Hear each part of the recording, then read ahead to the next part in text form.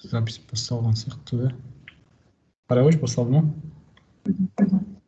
Послал. Все.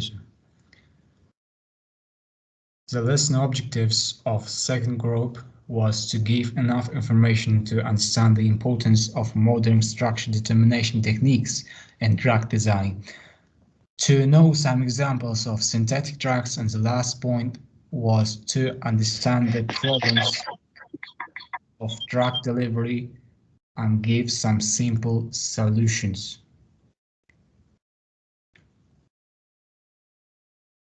Before representing our reference, we should know about this chemical vocabulary. Racemic mixture is a mixture containing equal amounts of similar enantiomers of an optically active compound. Chirality is a molecule that cannot be superimposed on its mirror image by any translations or rotations.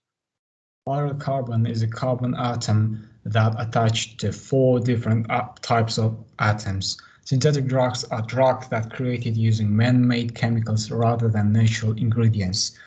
The pharmaceutical industry is constantly investigating new drugs, and the chemists have discovered that most drugs contain at least one hydrolyl center. There must be a carbon atom that bonded to 4 different atoms, which make it optically active enantiomer. However, using conventional organic reactions will yield a mixture of 2 enantiomer, which is known as a racemic mixture. These drugs have either positive or negative effects on people. For example, we know thalidomide from previous term that it mainly used to treat morning sickness during pregnancy, but its enantiomer has life-threatening birth defects or deaths of a newborn baby. Here you can see chemical bondings of naproxen and also thalidomide. The main difference between two enantiomers lay here. The bond between nitrogen atom and the carbon atom will differ, so we can differ two enantiomers of thalidomide. So what we understand here is we need to get a pure enantiomer that will has always a positive effect on consumers, and little fact that about 80% of new drugs patented are single enantiomers. Using per enantiomers will be beneficial as it reduces the patient's dosage by half. Per enantiomers are more patent, cutting costs and minimizing the risk of side effects, and also they can protect drug companies from possible litigations, as people will sue for damages when serious side effects do occur.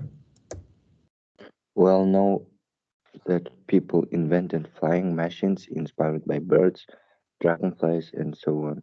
In the same way, nature has inspired people to create synthetic drugs.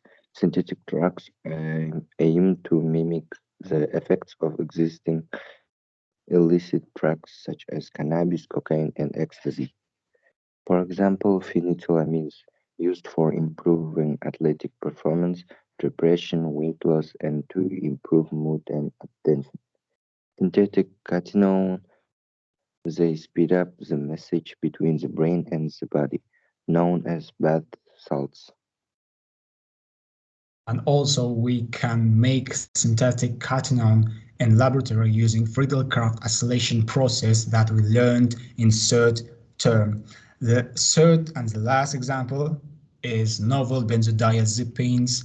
They are a type of sedative medications that will slow down the body and brain's functions. They can be used to help with anxiety and insomnia, which means difficult getting to sleep. Problems in drug delivery are poor bioavailability, poor solubility, poor absorption in the body, probable adverse effects of drugs, issues with target-specific delivery. The larger the size of the drug, the more tumor penetration or lack of drug penetration. For example, liposomes can deliver treatments deeper into the skin than traditional cosmetics, but some people are concerned that the nanoparticle delivery system will mean that some cosmetics will penetrate beyond the skin with unknown health effects. So how we can solve the problem in drug delivery? Here's the simple solutions are listed. The first one is improving nanotechnology and the microtechnology, which we meant here from economical perspective. We need to do more investigations because the remarkable features of these smart systems are that they are pre-programmed with self-regulating characteristics, they are control timed, and they can monitor drug delivery.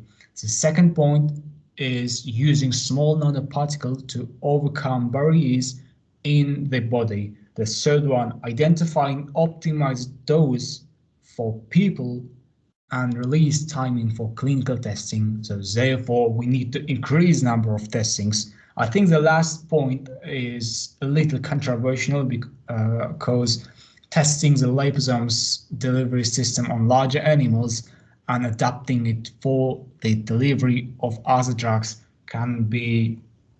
uh,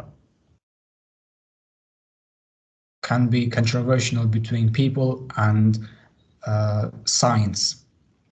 So there is a need to constantly review issues surrounding our use of mitigations. Lots of methods and advances are still available to us in making drugs safer as well as making banned drugs return to the shelf. So there's a list of links that we use to our research. Thank you for watching this video. Goodbye. Bye.